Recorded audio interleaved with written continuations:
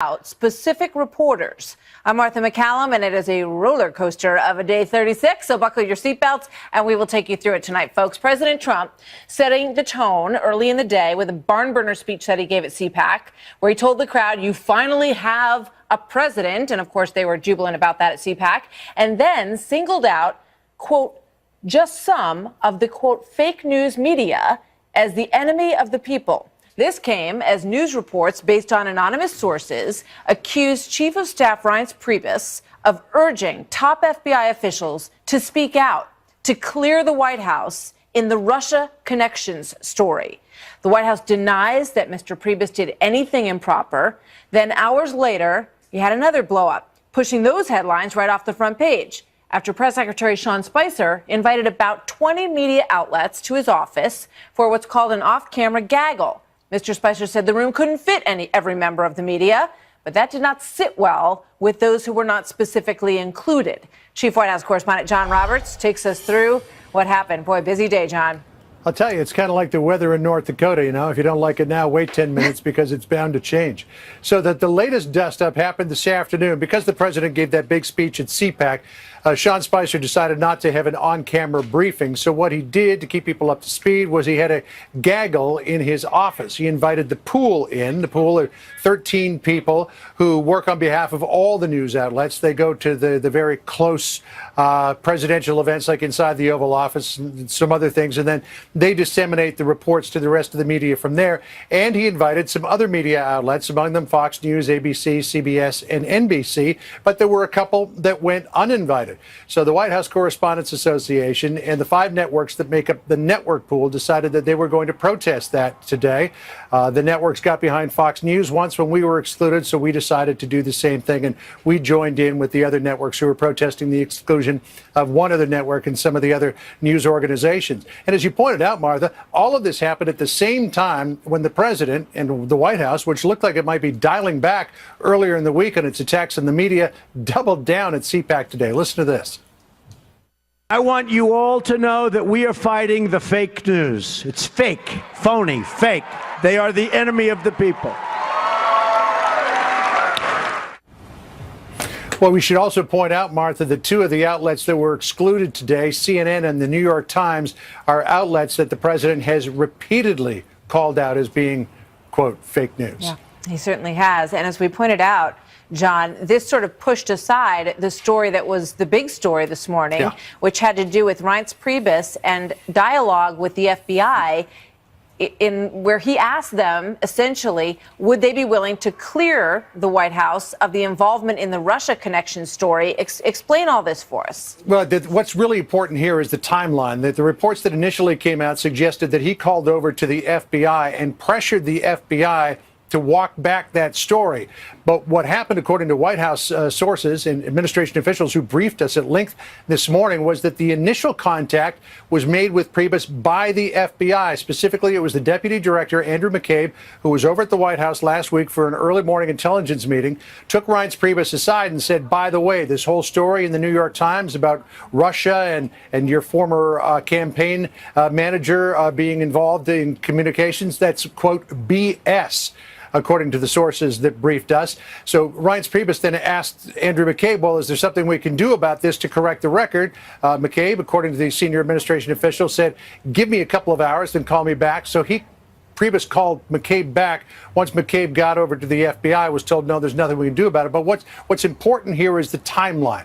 The White House insists it was McCabe who made the initial contact. There are very bright lines and firewalls between the White House and the DOJ, but the White House says they don't apply in this case because this was a report in the newspaper. This was not about an investigation. The fact the report was about an investigation, Martha, may gray the lines just a little bit here. Also unknown is why McCabe approached him in the first place and who, in a very small circle of people, leaked this out to the media. Yeah. Boy, so many layers. John, thank you very much. So here now to give us reaction is Pete Hoekstra, former chairman of the House Intelligence Committee and a former Trump campaign national security advisor, and Mark Alderman, Democratic strategist and former member of the Obama presidential transition team. Welcome, gentlemen. Good to have both of you here today. So with regard to this FBI Priebus story, with the layout and the timeline that John Roberts just reported, Mark, how do you feel about it? Well, Martha, it's no surprise that the White House thinks that the FBI is its partner after what the FBI did in the last 2 weeks before the election. But however the timeline is parsed, the fact remains that the chief of staff asked the FBI to do something that the FBI denied, and that is problematic. This Russia situation, Martha, keeps getting deeper and deeper, and they are trying to make it go away, but it won't. But why do you say deeper and deeper when so far, and all we have is what we know about it, so far the reports are that they have not found any connection that's troublesome. So why do you say it's getting deeper and deeper? We have a national security advisor who was dismissed after lying about his chief of staff, who asked the FBI to assist the White House politically by publicly downplaying a pending investigation. As you just heard, they claim that went the other way, that the FBI reached out and said, hey, that story in the Times this morning? That's BS. That's the report that happened. So you don't believe that, and you're entitled to not buy that. But that's we only know what we know. And so that's the timeline and the course of events that we have reported on tonight, and that's to the best of our ability. Pete, let me bring you in to get your thoughts on this story. Well, Martha, you won't hear me say this very often, but this is actually where it worked exactly the way that it was supposed to do, except for the initial leaks. The FBI then informs the White House that says, hey, that story is BS. Reince Priebus says, is there anything we can do to set the record straight? The FBI comes back a couple hours later and says, no, we can't do anything.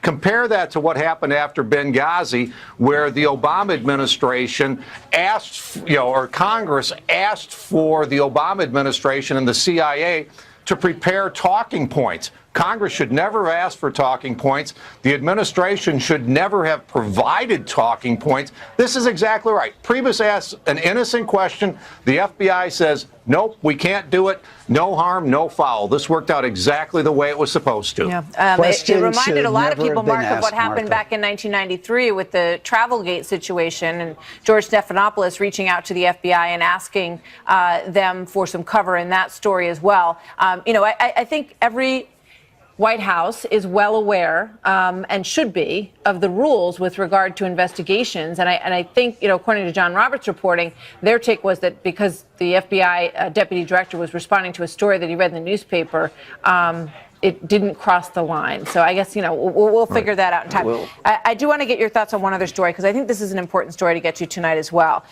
We've seen a lot of this where a draft comes out before the actual policy comes out. But this draft that has come out from analysts at the Homeland Security Department says that some there concluded that citizenship is an unlikely indicator of terrorism threat. And this, of course, goes to the 7 countries and the extreme vetting issue. So, Pete, let me ask you, is this why a redo has been delayed? We were supposed to originally get this extreme vetting order today. Now it's going to be next week. And does it indicate to you that there is pushback in Homeland Security about this 7-country ban? I don't really think so. I think, if citizenship is one issue, you really need to take a look at a multitude of factors to decide what countries you're going to put in on this list. What's the level of terrorism and violence going on in that country? What is the state of the government?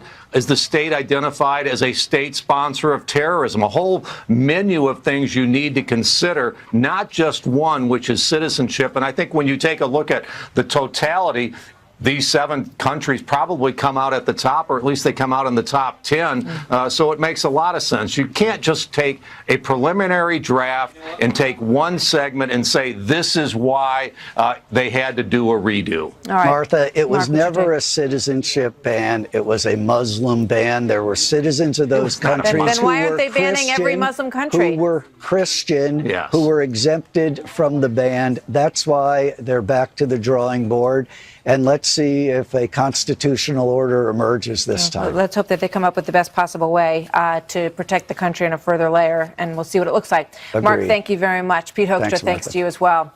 So coming up tonight, a U.S. appeals court ruling on assault weapons in Maryland renews a huge debate over the Second Amendment in this country, as gun owners say that the decision is a direct affront to their constitutional rights.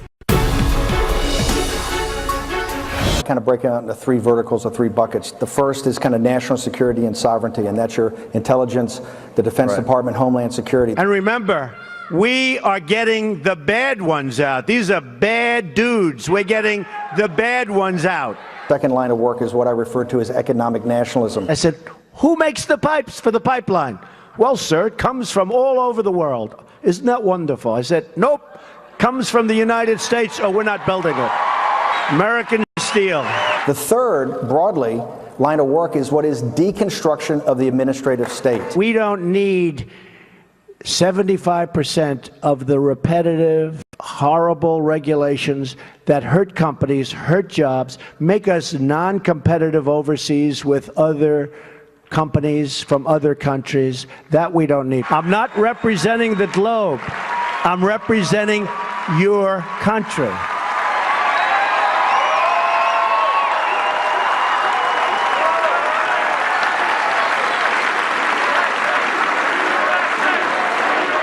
Bit of a contrast there, right? Joining me now, a man with quite a resume himself, host of the Bill Bennett podcast, chairman of Conservative Leaders for Education, former education secretary under President Reagan, and Fox News contributor, Mr. Bill Bennett. Bill, good to see you tonight. Welcome.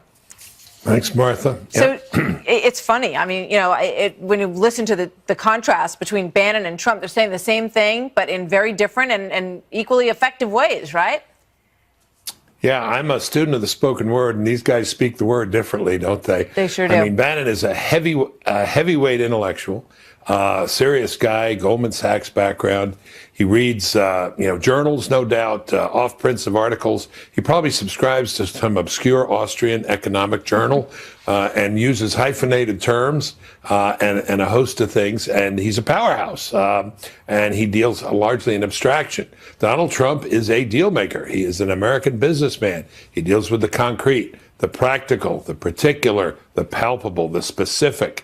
You heard that in their contrast. But, you know, it can be very complementary when you have two people who speak in different ways. I don't think they need a translator between them. Maybe that's what Reince Priebus does. But they're very different styles, both effective. Yeah, I mean, it's great to watch them sort of, you know, up against each other saying such similar things in such completely different ways. And you and I spoke a while back about the president, and today we saw him at CPAC, and we talked about whether or not, you know, how he could kind of expand his voter tent back at that time in August. And here's something that you said about that.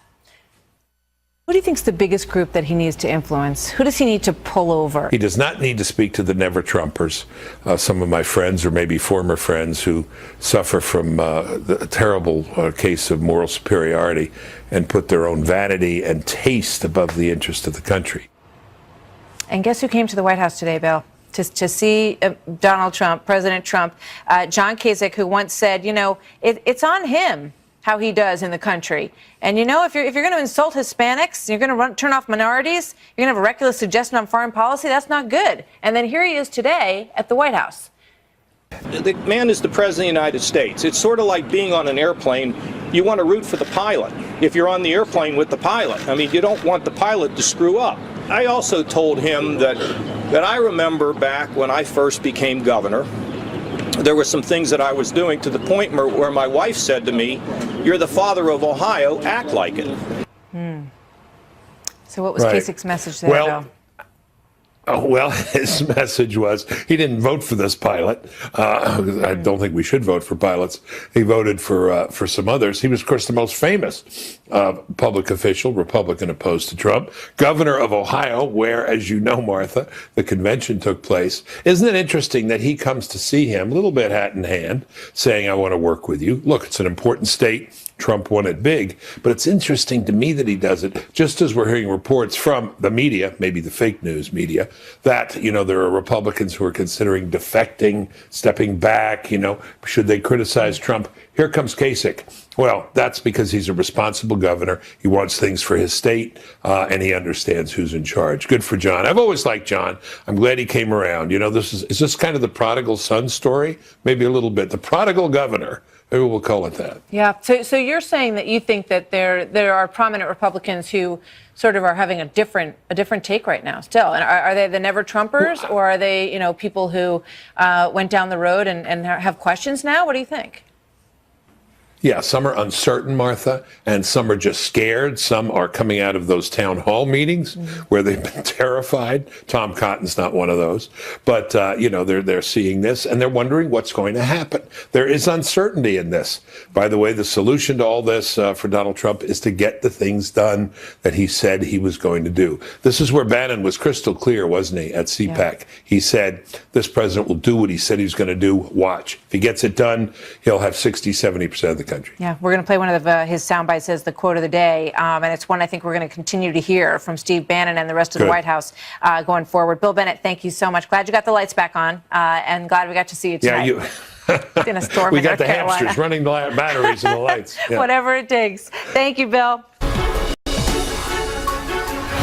Big story tonight, a decision this week from a U.S. appeals court to uphold Maryland's ban on assault rifles, sparking some new debate over the Second Amendment and further highlighting the high stakes for the Supreme Court nomination of Neil Gorsuch.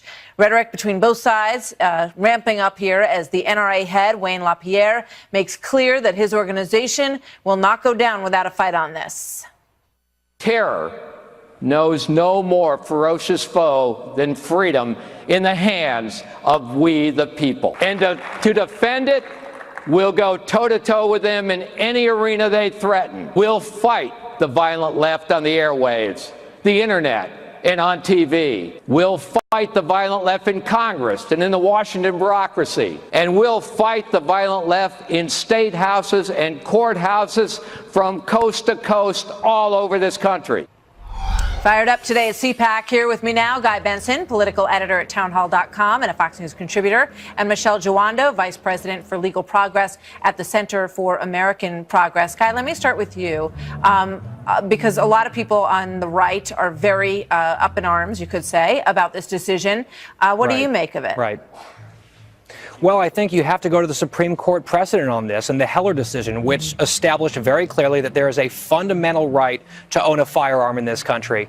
And what the Supreme Court said was that includes all common use firearms. And I don't think you can interpret that any other way as to say this protects the purchase and ownership of guns, like, for example, the AR-15, which is banned by Maryland. The AR-15, there are millions of these in the United States. It is the #1 rifle in America. That is the definition of common use. I think this is going to the Supreme Court, and I think it's going to be tough for Maryland to prevail.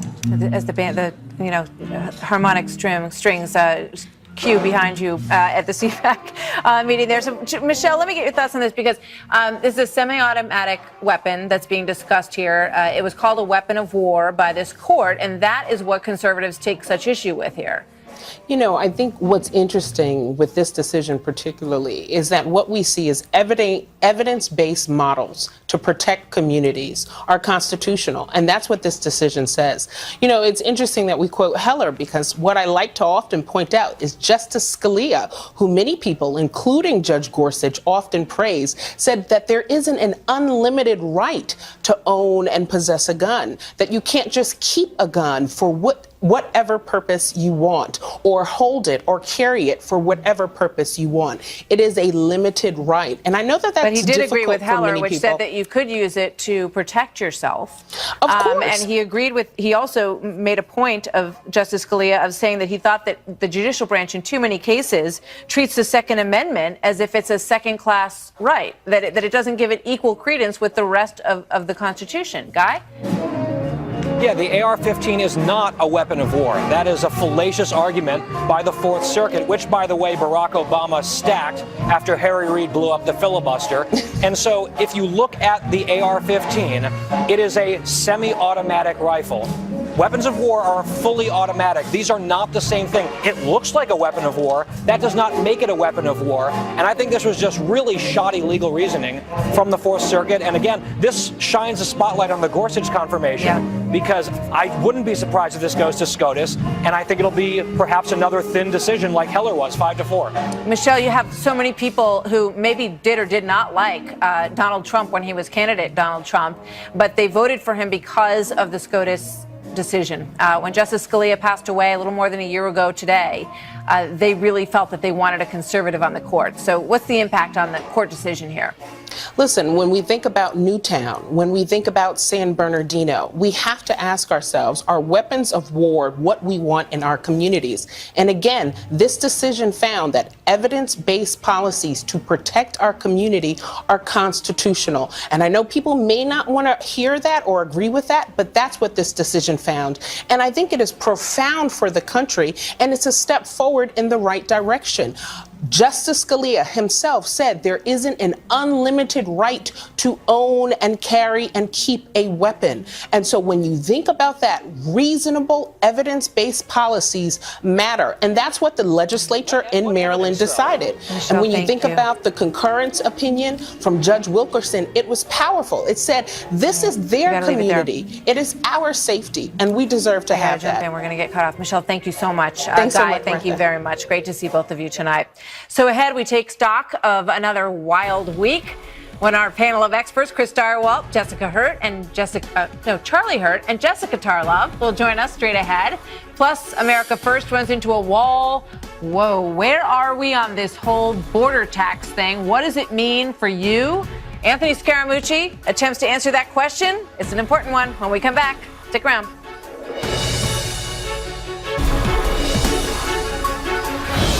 So a busy 24 hours for an obscure part of the federal tax code, the border adjustment tax, right? You've heard people talking about this, arguing about it, creating a little bit of heartburn for the president and for Congress as they look to keep the promise of Mr. Trump's America First motto, right? So this all began yesterday when the president told Reuters, I certainly support a form of tax on the border.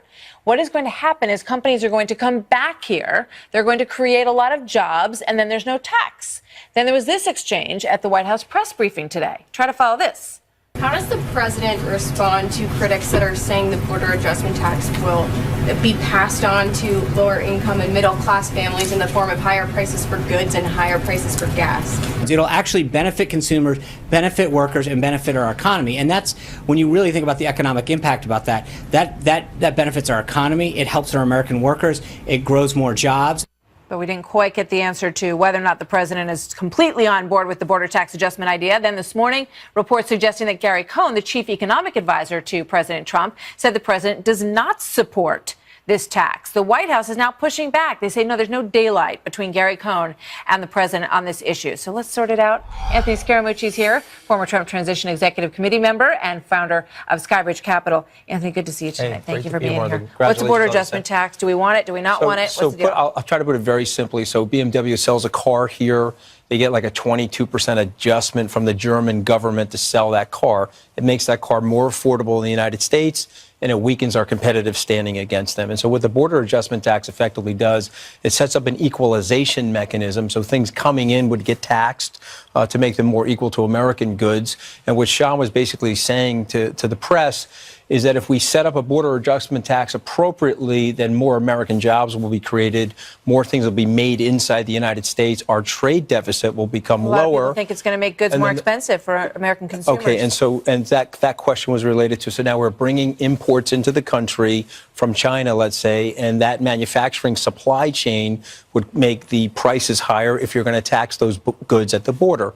And so there'd have to be some kind of adjustment. And so that's what the tension is in the White House between Paul Ryan, Gary Cohn. Paul Ryan wants it. Yeah. Well, I think Senate Republicans don't want it, right? Well, I would put it to you this way. I think what everybody wants is a much simpler system that's more cost effective for American corporations. We have the highest corporate tax rates in the world. And so let's come up with a system that brings that down. But to what the president really wants is let's create more manufacturing and more jobs in the United States. And how can we put that into the tax code? How can we incentivize people, even international companies, to bringing manufacturing jobs to help the working class families and the middle class? And that's the tension right now. And I would say that Gary Cohn is a great team player. And my guess is that he's on side with the president. And the good news is a lot of good intentions in the building and on Capitol Hill. I think we'll get it right. I think the American people will be very happy. All right. I want to play for you a little sound from President Trump earlier today about welfare. It's time for all Americans to get off of welfare and get back to work. You're going to love it. You're going to love it. You are going to love it. Wow. Yeah, the perceptions of this president seem to be distorted and rooted in stereotype of many orders. I think, look, obviously people who have been, and I've been on welfare myself, a recipient of that, most people use welfare as a temporary means until they can ultimately make ends meet. What's your reaction? Well, listen, I think the president basically trying to say that the labor participation rate is at the lowest it has been in 45 years. Unfortunately, if you look at these transfer payments, they are up. And what he would, payments, yes, and yeah. what he'd prefer to have happen is really good aspirational working class jobs. Unfortunately, I'm not blaming anybody, but we've got 8 million more Americans, Martha, have dropped below the poverty line in the last 10 years. And so he wants to fix that. And I think he's sending a message to people. There's very great value in self-determination and in our culture of getting back to work and earning your keep. And I don't think he's trying to be offensive to anybody. I think he's saying it's going to be great because he's going to come up with the right policies for these people to work for themselves and feel better about themselves. So it's a community thing, and I love him for it. I think his jobs program is going to be fabulous. Thank you, Anthony. Good to see you. Thank you. Anthony Scaramucci. You too. So still ahead, class is still in session, and Starwalt, Hurt, and Tarloff are here to give us their grades for the Trump presidency in week 5, folks. Plus, the New York Times said to do something they haven't done in 7 years on Oscar night. So what is it? Molly Hemingway here to talk about that. Coming up next. Media conflict tonight. Earlier today, President Trump attempted to clarify his ongoing clash with the media when he was at CPAC. Here's what he said.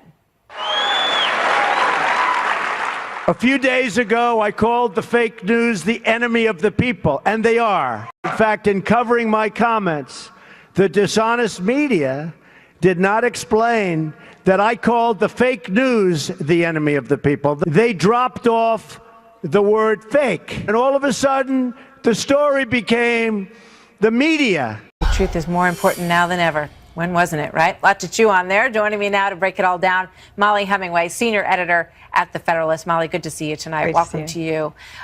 First, your thoughts on this brouhaha that happened at the White House this evening. How serious a matter was that, do you believe? I think it is serious, and it was a petty move by the White House to exclude these organizations. At the same time, the media reaction is a bit over the top, and this is not unprecedented. There have been things that we saw like this during the Obama administration. So it helps if the media kind of just keep an even keel about themselves and don't flip out over every little thing that Donald Trump says or does. Yeah, you have to wonder because it was, there were certain specific people who were not included. CNN was among them, the New York Times. If it was just that the room was too crowded, it would have not necessarily targeted those individual outlets, which led them to, feel hurt and left out and to lash out. But at the same time, it also pushed the other story that was our top story about the FBI and Russia story sort of off the map. So do you think it was intentional? Yeah, I do think everyone should be on guard whenever something like this happens to think, what is it that they don't want us covering, and make sure that you're covering that. But at the same time, this was all the more reason to have these media outlets to hear this briefing, because they were talking about some of the problems with these stories. And it is true that there have been problems with anonymous sources and just an over-reliance on them in the media. The Washington Post has had many stories fall apart based on anonymous sourcing, whether it was that Russia hacked the Vermont power grid, or that Russia propagated fake news, or misreporting on the meeting between General Kelly and Steve Bannon, or what happened at the State Department. So the White House has a good point. It fails to make that good point when it overreacts and acts petty about these other news organizations. Let's play a moment from President Obama way back when. If you watch Fox News on a regular basis, it is a constant menu. They will find folks who make me mad. We're going to have to change how our body politic thinks, which means we're going to have to change how the media reports on these issues. Spent a fair amount of time going after the media and this institution as well. So I think a lot of people don't remember that part of the story. Well, I don't know how they could forget, because this was a main theme of the Obama administration, not just Fox News, but other, conservative talk radio or whatnot that they were definitely fighting, and it needs to be remembered. But also, when the White House tried to freeze out Fox News, other news organizations let them know that that is not an appropriate thing to do. And so you're seeing that again now. But yeah, even worse than that would be what the Obama administration did in terms of spying on reporters, indicting them as co-conspirators, not doing a good job with FOIA requests, Freedom of Information Act requests. Those are threats to press freedom, and that's what you want to guard against in this administration and all administrations. Good points, as always, Molly. Thank you so much. Great to see you tonight. Thank you. So straight ahead, the report card for President Trump's week number 5 and the moments that everybody is talking about from this week as you head out for Friday night. Stick around for this, coming up next. I just wanted to announce, we've been working all weekend, very diligently, very hard, that General H.R. McMaster will become the National Security Advisor. We've been working very closely with the Department of State, Department of Homeland Security, Department of Justice, and the team here at the White House to make sure that the next step achieves the president's goal of protecting the country. We're getting really bad dudes out of this country, and at a rate that nobody's ever seen before. And they're the bad ones. And it's a military operation. No use of military force in immigration operations. Actually, I cherish his friendship. Yeah, you know, I can run a little hot on occasions.